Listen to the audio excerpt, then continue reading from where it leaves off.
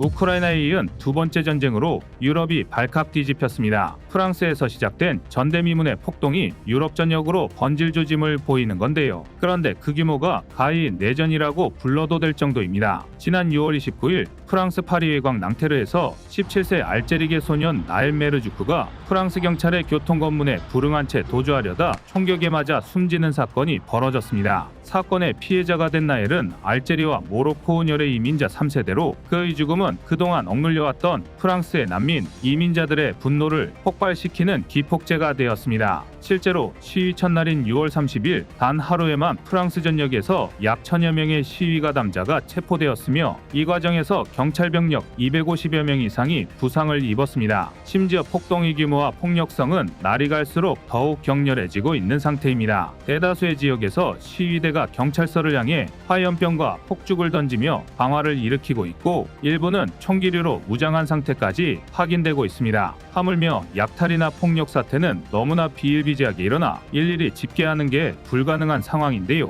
프랑스 정부의 대략적인 추산에 따르면 현재 진행형인 폭동으로 인해 전소된 차량만 1350대 이상이고 관공서 등 건물 234개가 화재 피해를 입었으며 공공장소에서 발생한 화재까지 전부 포함하면 총 2560건 이상의 화재 신고가 접수되었습니다. 이 과정에서 체포된 시위대만 무려 3000여 명이 넘습니다. 이에 프랑스 정부는 경찰 전술부대 BRI와 대테러부대 레이드 등을 포함 4만 5천 명 이상의 경찰 병력을 투입한 상태입니다. 뿐만 아니라 장갑차와 공격 헬기까지 동원하는 등 가용 가능한 최대 수준의 무력을 동원하는 중인데요. 그러나 폭동 시작 6일째인 지금까지도 사태는 진정될 기미를 보이지 않고 있습니다. 오히려 프랑스에서 촉발된 폭동이 주변국인 스위스, 벨기에 등지로 번지고 있습니다. 전문가들은 이번 사태를 유럽의 주류 사회와 난민, 이주민 커뮤니티가 충돌하는 일종의 내전으로 해석하고 있습니다. 프랑스는 단지 그 시작점에 불과했을 뿐이라는 건데요. 적극적인 난민 수용 정책을 펼쳐온 프랑스의 이주자 비율은 약 13%로 유럽 평균인 11.6%와 비교해도 상당히 높은 편입니다. 물론 프랑스가 단순히 박애 정신만을 앞세워 난민을 받아들인 건 아닌데요. 제1차, 제2차 세계대전 이후 노동력 고강이 절실해진 프랑스는 북아프리카와 중동 등지에서 이주자와 난민을 적극적으로 받아들였고 이들은 값싼 노동력을 제공하며 프랑스 사회에 정착하기 시작했습니다. 이 기조는 현재까지도 이어졌는데요. 하지만 그렇다고 해서 프랑스가 무조건적인 개방 정책을 펼쳤던 것은 아닙니다. 프랑스의 난민 수용 정책은 굉장히 엄격한 편으로 간단히 말해 모두가 프랑스인이 되어야 한다로 설명할 수 있는데요. 언뜻 상당히 합리적인 정책인 것처럼 보입니다. 이론상 난민과 이주민을 받아들임으로써 사회 기반인 노동력을 충족할 수 있고 동시에 강력한 문화 정책을 통해 프랑스 태생 2세대, 3세대 이주민 자손들을 주류 사회로 편입시키는 것도 가능한 정책입니다. 그러나 오히려 프랑스의 강력한 이주 정책은 무슬림 등 고유 문화를 바꾸려 하지 않는 이주민들을 사회 구조에 융합하게 만드는데 실패하고 말았습니다. 게다가 엎친 데 덮친 격으로 값싼 노동력을 대체한 이주민들과 프랑스 주류 사회에는 계급으로 치환할 수 있는 차별과 빈부격차가 생기기 시작했는데요. 결국 사회적, 경제적 약자가 될 수밖에 없는 이주민들은 파리 근교의 낭테르 같은 외곽 도시로 빠져나가 열악한 환경에 노출되었고 일부는 범죄 카르텔을 조직하기도 했습니다. 오래전부터 인종 간 프랑스인과 비프랑스인 계층 간의 대립 구도가 형성되어 있었던 것입니다. 더군다나 여기에 프랑스 정부에서 난민, 이민자 사회의 열악한 환경을 개선하겠다며 공수표를 남발하고 방치하면서 이들의 분노는 세대를 걸쳐 계승되어 왔습니다. 당장 프랑스 폭동 사태의 가장 큰 희생자인 나엘 메르주크 또한 무보험 운전, 마약 판매 등으로 15건의 범죄 이력을 가진 전과자였습니다. 사건의 잘잘못을 떠나 고작 17세밖에 되지 않은 어린 소년이 15건의 전과를 가지고 있다는 건 현재 프랑스 이주민 사회가 얼마나 범죄에 노출되기 쉬운 상태인지 단적으로 보여주는 예시인데요. 프랑스 폭동 사태가 진정될 기미가 보이지 않는 것도 분노를 폭발시킨 난민 이주민 커뮤니티와 프랑스 주류 사회가 극명하게 대립하고 있기 때문입니다. 하지만 이보다 더 큰 문제는 앞서 말씀드렸던 것처럼 프랑스는 단지 시작에 불과할 수도 있다는 것입니다. 이제는 비단 프랑스뿐만이 아니라 유럽 주류 사회 전체가 외면해왔던 난민 문제를 직시해야 할 때입니다.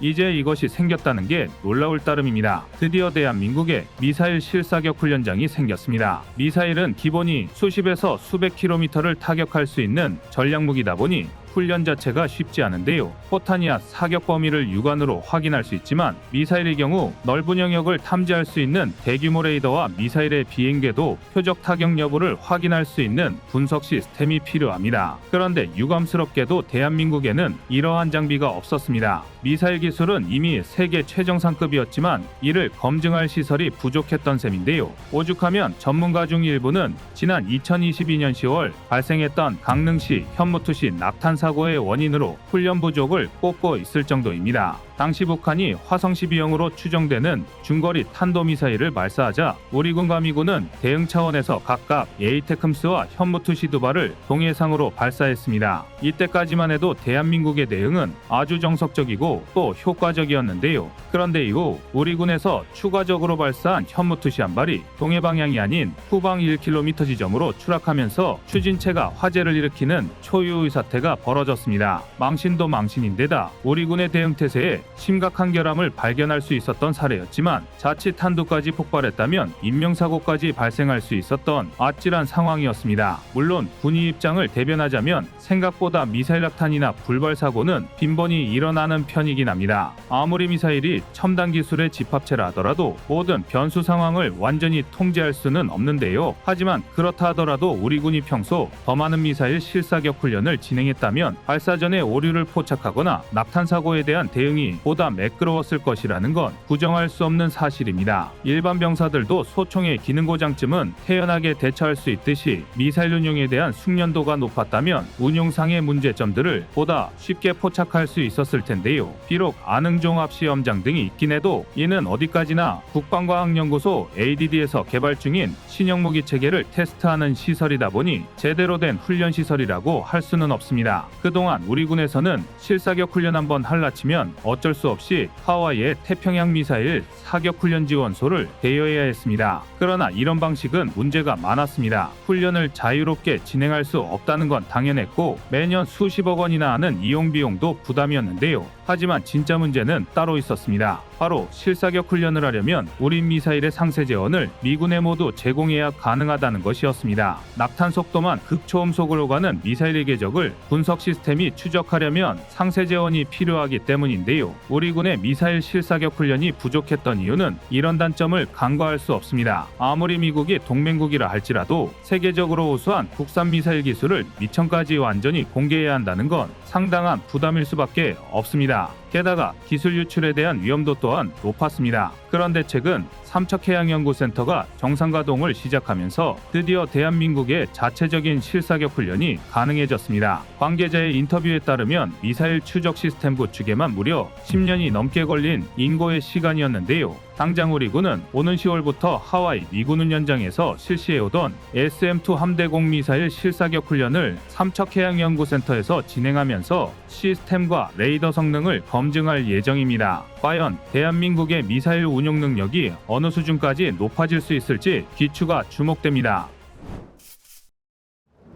대한민국의 K-21과 레드백이 또 다른 파트너를 만났습니다. 그동안 레드백은 전 세계 방산 시장이 가장 뜨거운 감자였습니다. 호주가 무려 10조 원 400대 수준의 초대규모 차기 장갑차 도입 사업을 벌이며 대한민국 레드백을 독일링스와 함께 도입 유력 기종으로 선정했기 때문인데요. 현재 전 세계 장갑차 시장은 세대 교체의 빅사이클이 당도한 상황입니다. 시가전이 전쟁의 주류 형태로 떠오르면서 주력 전차급 화력을 갖췄으면서도 시가전의 핵심인 보병을 빠르게 수송할 수 있는 보병 전투차 통칭 IFV의 중요성도 덩달아 올라간 것입니다. 심지어 일부 군사 전문가들 사이에서는 주력 전차의 시대가 저물고 경전차의 시대가 부활했다는 말이 나올 정도인데요. 그 중에서도 레드백은 압도적인 성능과 저렴한 가격 등 뭐 하나 빼놓을 게 없는 최고 수준의 IFV였습니다. 그리고 이 덕분에 앞서 말씀드렸다시피 호주의 차기 장갑차 도입 사업 랜드400은 전 세계의 이목을 집중시켰는데요. G20의 일원이자 미국이 주도하는 최상위 군사동맹인 파이브아이즈의 한 축을 담당하는 호주에서 도입한 장갑차라면 아직 미검증이라는 꼬리표가 붙은 차세대 장갑차라 할지라도 충분히 신뢰할 수 있기 때문입니다. 졸지에 랜드 400이 차기 장갑차의 공개 오디션장이 되어버린 셈인데요. 그러나 결론적으로 이는 레드백의 악재가 되었습니다. 호주가 전략 기조를 수정하면서 선정 발표를 차일피일 미루기 시작했고, 덩달아 랜드 400을 지켜보던 다른 나라들도 도입을 미루기 시작한 것입니다. 이 덕에 레드백은 압도적인 성능을 갖추고 있음에도 개발 이후 아직 이렇다 할 수출 소식이 없었는데요. 그런 대책은 결국 참다 못한 인도가 먼저 행동에 나섰습니다. 현재 인도는 중국과의 국경 분쟁에서 경전차의 필요성을 뼈저리게 느끼고 350대 규모의 IFV 도입 사업을 시작했는데요. 인도군의 요구 조건은 발사 후 망각 기능을 탑재한 대전차 유도탄을 운용할 수 있고 최고 30mm 구경의 주포, 동축기관 총 12.7mm 이상의 RCWS 부무장을 요구하고 있습니다. 또한 APS, 레이저 경보 시스템 등을 갖추고 11명 이상의 병력 수송을 최소 조건으로 삼고 있는데요. 상당히 까다로운 조건이지만 이미 레드백에서 모두 달성한 조건들입니다. 아닌 게 아니라 이미 대한민국은 인도에 레드백을 제안했고 그것도 모자라 105mm 주포를 탑재한 K21-105를 제안한 상태입니다. 만약 인도가 대한민국에 두 장갑차를 도입하게 된다면 인도, 중국 국경 분쟁을 통해 한중무기 체계의 두 번째 대결이 성사되는 건데요. 아직까지는 대한민국의 K9이 중국 PCL-181의 콧대를 납작하게 누르며 1승 5위를 점하고 있습니다. 그리고 이 대결은 K9 수출에 대단히 긍정적인 영향을 주었습니다. 과연 대한민국 대 중국의 맞대결이 다시 한번 성사될 수 있을지 관련 소식이 들어오는 대로 신속하게 전달해 드리겠습니다. 이상 꺼리튜브의 밀리터리 단신 속보였습니다.